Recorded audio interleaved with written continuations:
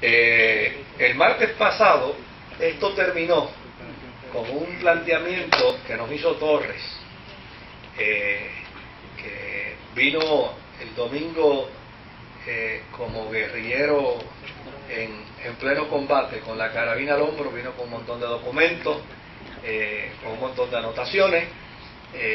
Él dijo el martes pasado que Martín Lutero ha sido acusado por la historia como una de las personas responsables, en alguna medida promotor, de lo que fue el peor episodio de la historia de la humanidad, que fue el holocausto de 6 millones de judíos, no de 6.000 ni de 600, sino de 6 millones. Es decir, es como matar la gente de Puerto Rico una vez y media, casi 2 veces. Hay que matar gente. Hay que matar mucha gente para hacer eso, y hay que ser, con toda honradez, hay que ser bien animal para realizar una cosa como esa. No hay otra forma de describirlo. Y desde luego, pues, aquellos que vemos con buenos ojos a Lutero, pues cuando escuchamos cosas como esta nos pueden chocar y nos pueden estremecer.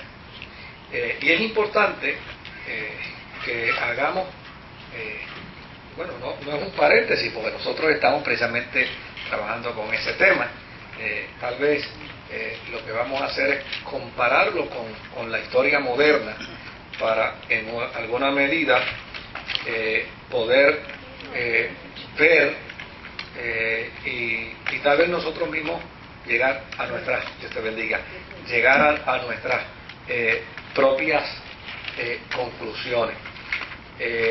Pero lo cierto es que Martín Lutero, en su inicio religioso y en su postura religiosa, siempre fue un defensor del judío,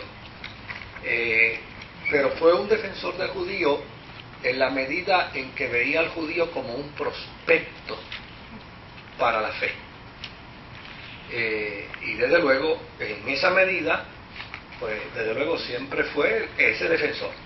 El judío es un buen prospecto para la fe, es una buena persona que podemos lograrlo ganar para la causa cristiana, la causa cristiana luterana, pero el judío, por una convicción que hasta el día de hoy, desde luego es una convicción muy fuerte y muy trascendente.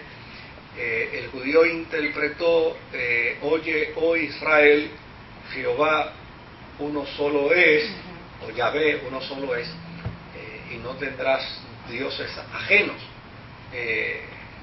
Y desde luego, desde esa postura, el judío no negocia su experiencia de fe con nada ni con nadie. Así es que Lutero inicialmente los defiende frente al catolicismo, porque no sé si ustedes recuerdan que una de las cosas que se esgrimió en la llamada Guerra Santa era el hecho de que, espérate, que hay alguien por ahí que está pidiendo que lo saquen de la cartera.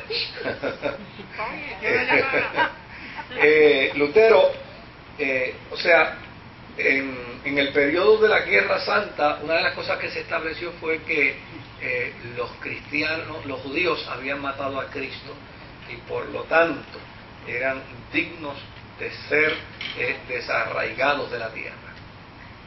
Y cuando pues esto se daba, pues obviamente en la opinión inicial de Lutero, esto era una aberración, esto era un grandísimo disparate, esto no debía ser concebido. Pero posteriormente, cuando Lutero ve que su esperanza de ganar a los judíos para la fe no es lograda, no es alcanzada, porque hasta el día de hoy usted le dice a un judío: déjame hablarte de Jesús, y el judío simplemente sigue caminando y no le hace caso.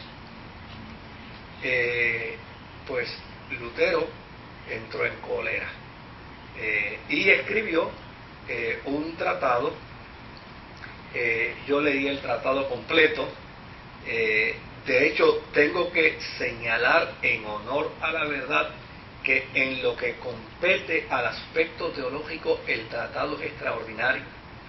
En lo que compete al aspecto teológico, Lutero le dice a los judíos que están equivocados al pensar que el vínculo de la salvación se adquiere mediante el sello de la circuncisión. No olviden que Lutero es ahora un proclamador de gracia, de salvación por gracia, y desde luego no acepta que los católicos postulen que la salvación es por obra, menos va a aceptar que los judíos postulen que para ser salvo hay que ser judío, y la marca de esa salvación es la circuncisión. Pues a eso Lutero le cayó a palo en ese documento, un documento que él llamó la mentira de los judíos. Y él, obviamente, los argumentos teológicos que presenta ahí, que esgrime ahí, son muy contundentes y son muy fuertes, al punto de que le dice, mira, si esto fuera así, entonces los árabes también pudieran decir que tienen el sello de la salvación, porque Abraham circuncidó a Ismael. Y así sucesivamente empieza a desarrollar toda una teología que en el marco de el análisis, en el marco de la discusión, está muy bien y está muy apropiada. Donde Lutero comete el error es que, como resultado de su indignación porque los judíos no se convierten a la fe, entonces declara que sus templos sean destruidos, que sus templos sean quemados, que sus casas sean quemadas, que ellos sean perseguidos. Y desde luego, aquí hay unos que postulan que prácticamente Lutero estaba avalando no solo la persecución contra los judíos, sino estaba avalando también el holocausto contra ellos. Y por el otro lado, pues hay otros que dicen que no, que simplemente él estaba respondiendo a su indignación y lo que estaba diciendo era que se hagan cosas contra ellos, pero no necesariamente a ellos. Con toda honradez, la balanza se inclina más a pensar por los argumentos. Primero, Lutero es un teólogo y Lutero es un abogado. Él conoce muy bien el elemento este de la semántica, conoce muy bien el elemento este de la etimología de las palabras, o sea, sabe muy bien qué implica un verbo, qué implica una expresión, y desde luego, en ese sentido, pues si Lutero fuera Juan de los Parlotes, pues tal vez se le pudiera, ¿verdad?, decir, bueno, a lo mejor no, pero en el caso de él, oiga, no es tan fácil exonerarlo de esa responsabilidad. Ahora, por el otro lado, desde luego, Lutero no está presente para defenderse,